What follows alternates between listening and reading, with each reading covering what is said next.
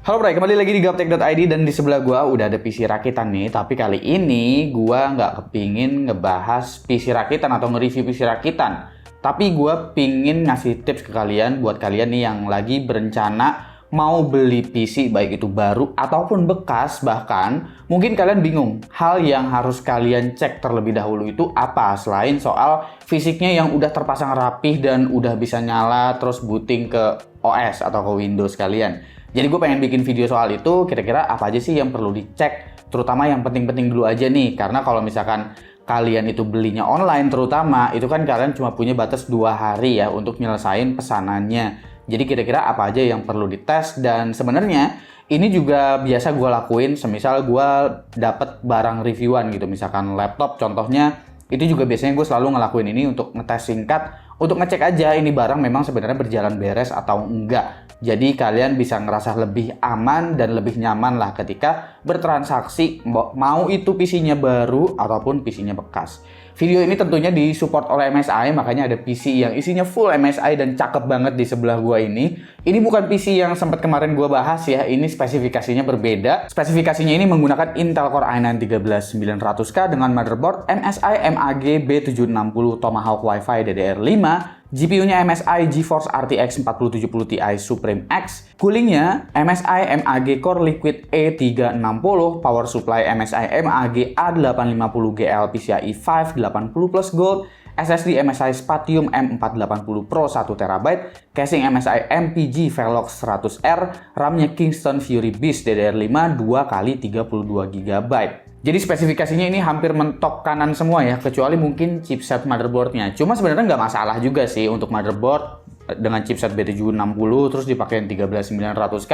Semisal kalian memang nggak berencana mau overclocking manual, karena dengan B760 pun sebenarnya si B760 Tomahawk ini dia tetap bisa untuk unlock power limit sehingga Core i9 13900K-nya juga bisa digaspol remblong. Tapi catatan tentu kalian harus pakai cooling yang bagus juga. Contohnya ya seperti all-in-one water cooling yang dimiliki sama MSI, yaitu si MSI MAG Core Liquid E360. Dan nanti juga kita bakalan bahas nih mengenai cooling, karena untuk pengecekan PC baik itu beli baru ataupun beli bekas, temperatur itu adalah satu parameter yang memang harus kita cek, dan kalian juga harus pahamin. Nggak cuma sekedar oh panas berarti jelek, terus adem berarti sama dengan bagus, karena konsep dari CPU zaman sekarang juga nggak seperti itu.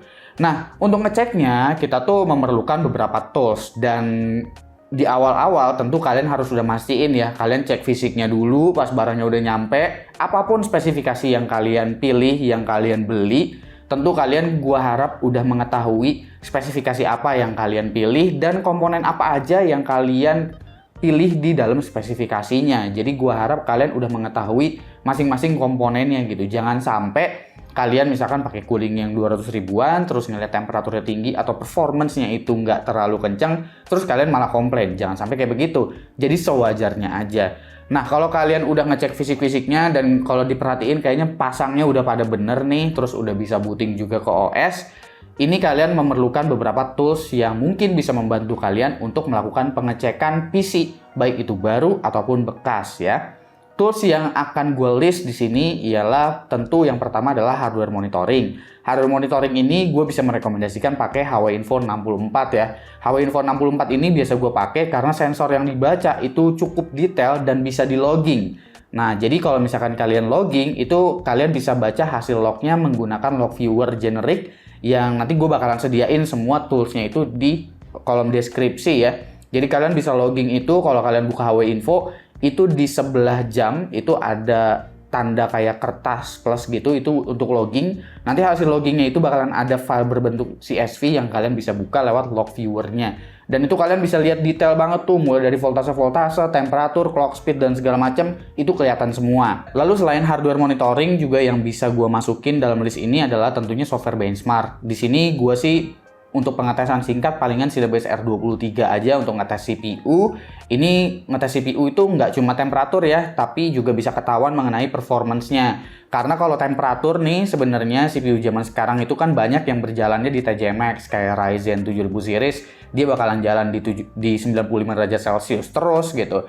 Dan performance-nya yang bakalan menyesuaikan. Di Intel juga kalau power limitnya dilepas, kurang lebih seperti itu. CPU-nya bakalan jalan di 100 derajat Celcius, selebihnya nanti CPU package power dan juga performance-nya yang bakalan nentuin itu sebenarnya cooling jalan beres atau enggak. Nah, itu untuk CPU. Lalu untuk ngetes GPU-nya itu gue pakai 3D Mark. Ini bebas mau 3D Mark-nya yang bayar ataupun yang gratis. Yang penting kalian bisa jalanin benchmark ataupun stress test untuk GPU-nya. Tentunya untuk 3D Mark ini kenapa gue pakainya benchmark sintetik bukan pakai game gitu ya ngeceknya. Karena dengan 3D Mark ini graphic score kelihatan jelas. Dan graphic score itu nggak terlalu dipengaruhi sama sistem dari PC-nya. Kalau misalkan gue ngeceknya lewat game, ketahuan muncul berapa FPS, itu gue nggak bisa bandingin datanya dengan apa yang ada di internet gitu. Misalkan kalaupun gua ngelihat reviewer lain, mungkin hasilnya bakalan bisa beda-beda ya karena testbednya berbeda. Kecuali yang kalian tes itu memang sama persis dengan apa yang reviewer sampaikan atau mungkin artikel-artikel yang kalian baca. Dan tentunya 3D Mark ini juga bisa difungsiin buat stress test GPU ya, buat ngelihat GPU temperatur, habis itu GPU hotspot temperatur, memori junction temperatur, dan untuk ngecek tegangan-tegangan nih. Karena yang perlu dicek dari PC yang kalian beli di awal-awal itu sebenarnya selain soal temperatur dan juga performance, kalian juga harus cek kesehatannya di awal-awal nih. Dan kalian harus cek power supply-nya. Ngecek power supply itu kalau misalkan melakukan stress test sebenarnya harus pakai alat yang benar-benar canggih. Alatnya mahal banget. Kalau misalkan pengguna awam, pengguna rumahan ya nggak bakalan punya alatnya. Mentok-mentok cuma punya power meter lah gitu. Itu pun harus beli lagi mungkin kalau misalkan belum punya. Nah, ngecek ini sebenarnya bisa dari stress test tadi, dari Cinebench R23, dari 3D Mark, itu sebenarnya bisa dicek dan kalian baca datanya, loggingnya lewat HW Info tadi. Karena di HW Info juga itu ada kok untuk sensor 3,3 volt, 5 volt, dan juga rail 12 volt. Nah, kalian bisa baca di situ ketika kalian sedang menjalankan stress testnya, baik itu untuk CPU ataupun untuk GPU.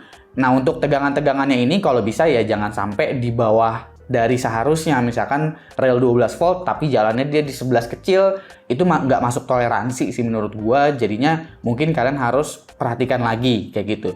Dan kalian mungkin harus kontak sellernya, ini kenapa seperti ini, tegangan 12 voltnya kenapa jadi rendah banget. Begitu juga dengan tegangan 3,3 volt ataupun tegangan 5 voltnya. Itu sih gunanya nanti si HW Info ini untuk ngecek semua-muanya. Kalau misalkan dirasa itu semua terbaca dengan aman dan semuanya lancar-lancar aja, ya kalian udah tinggal pakai buat skenario penggunaan kalian yang lain lah kayak gitu.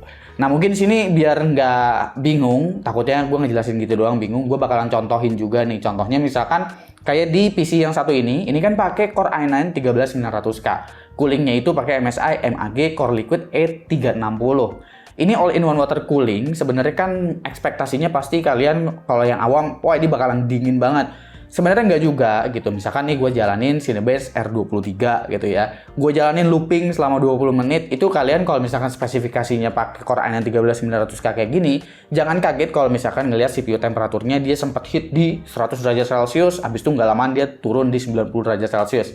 Itu jangan kaget dulu dan langsung jangan protes ke sellernya kalau misalkan, oh ini coolingnya jelek nih 100 derajat Celcius, nggak kayak gitu. Kalian perlu perhatiin di HW Info yang namanya CPU package power. Umumnya untuk all-in-one water cooling 360 mili itu dia bisa ngehit di 300 watt lebih. Kalau bisa di atas 300 watt itu menurut gua adalah all-in-one water cooling yang bagus. Contohnya kayak si Core Liquid E360 ini, itu kalau gua cek di HW Info pada saat gua menjalankan Cinebench R23, itu bisa ngehit sekitar 319 watt, bahkan dia masih kuat pada titik 100 derajat Celciusnya ya. Dan ketika 20 menit berlangsung, itu dia bakalan keluar skor benchmarknya kan. Dan itu adalah skor yang akumulatif dari semua looping selama 20 menit. Ini gue dapetin skor di sekitar 36.000 lebih, hampir 37.000 gitu. Nah, kalau udah keluar skor kayak gini, kalian tinggal cek aja tuh. Ya, skor dari Cinebench R23 untuk Core i9 13900K tuh sebenarnya berapa sih? Kalau gue cek di website-website luar sih ya, dari review-review luar, rata-rata itu sekitar 37 ribuan. Tapi kan itu running satu kali ya yang mereka tes gitu. Jadi kalau misalkan gue penasaran, gue bisa coba cek lagi gitu. Kalau misalkan nggak stress test, gue running sekali doang, tetap tembus di 37 ribuan atau enggak gitu untuk spesifikasi yang kayak begini. Dan ternyata memang betul di 37 ribuan yang menandakan, oh berarti performance-nya nggak masalah, nggak ngedrop. Terkecuali kalian mendapatkan temperatur 100 derajat Celcius, tapi ternyata skornya yang keluar cuma 20.000. Itu kalian harus cek lagi. Antara memang ya coolingnya memang nggak sanggup untuk 13900K, atau mungkin ada mounting yang nggak benar, atau bisa juga itu ada penyebabnya thermal paste yang masangnya nggak benar, atau mungkin si penjualnya atau si tukang rakitnya nih lupa nih ngeletek plastik yang ada di kulingnya. Biasanya kadang beberapa kasus juga ada yang kayak begitu. Itu kalian harus cek lagi ya. Kalau kalian males bongkar ya udah tinggal pulangin aja PC-nya. Dan jangan lupa juga ketika kalian ngecek untuk stress test CPU, kalian juga bisa ngecek voltasenya nih. Kalau sejauh pengujian gua sih untuk PC ini setelah gua cek, dan ini menggunakan power supply dari MSI juga ya, MAG A850GL PCIe 5, itu nggak ada tegangan yang memang berjalan di bawah seharusnya lah, dan masih batas toleransi semua. Biasanya untuk ngecek power supply ini juga lebih kelihatannya sebenarnya kalau misalkan kita stress testnya di GPU sih. Apalagi kalau GPU-nya itu high-end, itu biasanya rel 12 voltnya udah bakalan kelihatan tuh naik turunnya semana. Nah ini kan pakai RTX 4070 Ti ya. Sebenarnya secara kapasitas memang udah lebih dari cukup banget untuk 850 watt. Tapi sebenarnya kapasitasnya itu cukup atau enggak, biasanya kalau power supply-nya jelek, itu tegangan 12 voltnya tetap aja tuh bakalan aur-auran. Jadi kalian bisa cek juga lewat 3D Mark, kalian bisa jalanin 3D Mark Firestrike biasa nggak apa-apa, jalanin Firestrike Ultra nggak apa-apa, atau kalian custom loop kalau misalkan pakai 3D Mark yang berbayar, jadi kalian looping terus-terusan, jadi monitoringnya tuh enak gitu ya. Itu nggak apa-apa, atau stress test dari 3D Mark yang biasa juga nggak apa-apa, monggo silakan gitu. Nah, ini kalian bisa cek untuk temperatur GPU di sini, habis itu memori temperaturnya, lalu kalian juga bisa cek GPU hotspotnya. Umumnya GPU hotspot temperatur untuk GPU tuh ada di sekitar 90 derajat, itu masih oke, tapi di atas 95 itu udah harus was-was. Tinggal lihat aja performance benchmarknya seperti apa untuk graphic score, tapi ya nanti kalian bisa bandingin tuh graphic score-nya. Kalau misalkan graphic score-nya masih aman sih, sebenarnya oke-oke aja. Mungkin memang karakteristik dari GPU-nya atau dari coolingnya yang memang seperti itu. Dan mungkin ya itu bukan masalah juga gitu. Tapi yang paling penting adalah di rel 12 voltnya kalau kalian cek, dan gue cek juga di sini di PC ini itu nggak ada masalah ya ketika stress test GPU dengan power supply ini. Semua berjalan mulus, dan skor yang gue dapetin juga untuk 3D Mark Firestrike Ultra, gue cek lagi juga grafik skornya di internet, itu kurang lebih ya skornya mirip-mirip. Jadi gue anggap ya ini GPU-nya berjalan normal dan beres. Ditambah lagi ya gue juga bisa mewajarkan karena kan ini PC pakai Ryzen nih. Biarpun sama-sama PCIe Gen 4, kalau kurang-kurang dikit dan masih batas toleransi, ya udahlah ya gitu. Nah kalau bisa semua pengujian tadi tuh, semua tes-tesnya kalian logging tuh di HW Info-nya. Jadi sebelum running Cinebench R23-nya, sebelum klik run itu kalian bisa logging dulu, pencet yang tadi tuh di sebelah logo jam itu, kalian pencet terus kasih nama filenya sendiri, ini Cinebench R23. Nanti gue contohin nih file logging gue biasanya kalau gue nge-review itu kayak gimana. Itu semuanya gue kasih lognya lewat HW Info tadi, dan kalian bisa buka file CSV-nya itu lewat generic log viewer-nya, dan kalian bisa ngeliat tuh historinya, jadi nggak perlu terlalu mantauin pas lagi ngejalanin stress test 20 menit atau 10 menit kayak gitu, kan lumayan ya kalian bisa sembari ngapa-ngapain gitu. Jadi kalian bisa cek nanti semuanya pakai itu, dan bisa jadi bukti juga nih hasil lognya nih dari HW Info. Kalau misalkan bermasalah, kalian mau kontak sellernya, kalian bisa screenshot tuh, dan filenya juga masih tersedia kan hasilnya, screenshotnya, lognya, dan segala macam, itu kalian punya bukti. Kalau memang nggak ada masalah, dirasa udah normal semua untuk tes temperatur, habis itu kalian udah cek voltasenya juga semuanya udah aman, ya kalian bisa lanjutin tuh untuk ngetes di skenario penggunaan kalian. Mau misalkan main game, ya coba aja main game gitu. Kalian cek aja ada crash atau enggak, karena takutnya memang ada pengaruh juga beberapa PC yang memang ngalamin crash tiba-tiba, entah pengaruh dari memori atau tuning dari BIOS dan segala macam. Biasanya agak-agak random tuh kalau kejadian di memori. Karena kalau melakukan stress test memori gitu ya, kalian jalanin mem test itu waktunya juga cukup panjang. Jadi gua rasa sih tes game itu cukup ideal juga buat ngetes memori. Atau kalian yang kebutuhannya video editing, cobain aja video editing, karena video editing juga lumayan pengaruh juga tuh untuk di memori. Pokoknya cobain aja, sisanya kalau misalkan semua udah aman, ke skenario penggunaan kalian, itu ada masalah atau enggak. Kalau misalkan ada masalah ya kontak ke sellernya, kalau misalkan nggak ada masalah, ya udah kalian udah bisa nyelesain pesanan kalian gitu kalau belinya online. Kalau misalkan belinya offline sih, ya kalian sebenarnya bisa cek di awal-awal ya di sana ya. Cuman kalau misalkan mereka nggak mau buang waktu, ya kalian cek di rumah biar bisa cepat-cepat buru-buru dibalikin dan dibenerin semisal memang ada masalah. Cuma kalau misalkan kalian tes PC-nya main game juga tergantung dari spesifikasi apa yang kalian beli ya. Jangan ekspektasinya ketinggian gitu. Misalkan GPU-nya GTX 1650 terus kalian pengen ngetes itu 4K, keluar FPS-nya kecil, kalian komplain gitu ke seller, ya nggak gitu juga gitu. Kalau misalkan kayak PC ini pakai 4070 Ti ya sewajarnya aja nih ngetes. Oke, mau coba main game resolusi 2K deh, setting segini. oh bisa tembus ya FPS segini masih oke gitu. Gue juga ngetes ini juga buat game juga beberapa ya rata-rata resolusi 2K atau resolusi 4K di upscale itu beberapa game ya udah bisa mentok kanan, dan ini relatif performance-nya sangat-sangat bisa diwajarkan dan bisa dikompromikan. Ya udah gitu. Jangan sampai lu terlalu ketinggian gara-gara gue pengen ngecek PC gue nih, apa ya yang berat, gue setting mentok kanan semua gitu biar benar-benar stres PC-nya. Nggak gitu juga, disesuaikan aja pengetesannya, pengujiannya sesuai dengan yang sewajarnya lah. Ngetes GPU juga, makanya kenapa gue lebih pakai 3D Mark bukan pakai Furmark ya, karena Furmark tuh hanya cuma ngebakar GPU-nya doang, tapi kita nggak tahu nih sebenarnya ini GPU performance-nya jalan dengan beres atau enggak gitu. Makanya kalaupun ngetes game ya disesuaikan aja dengan spesifikasi yang kalian beli nanti untuk PC-nya. Oke, gue rasa segitu aja ya untuk pembahasan video gue kali ini. Semoga tips dari gue bisa ngebantu buat kalian yang berencana untuk beli PC, baik itu baru ataupun bekas, ataupun bahkan beli laptop bekas. Ini sebenarnya bisa dipakai caranya, jadi nggak cuma untuk beli PC rakitan aja. Semoga tips ini bisa membantu. Silahkan komen di bawah dan kasih pendapat kalian masing-masing. Menurut kalian seperti apa tips dari gue, dan mungkin kalian punya tambahan tips ya.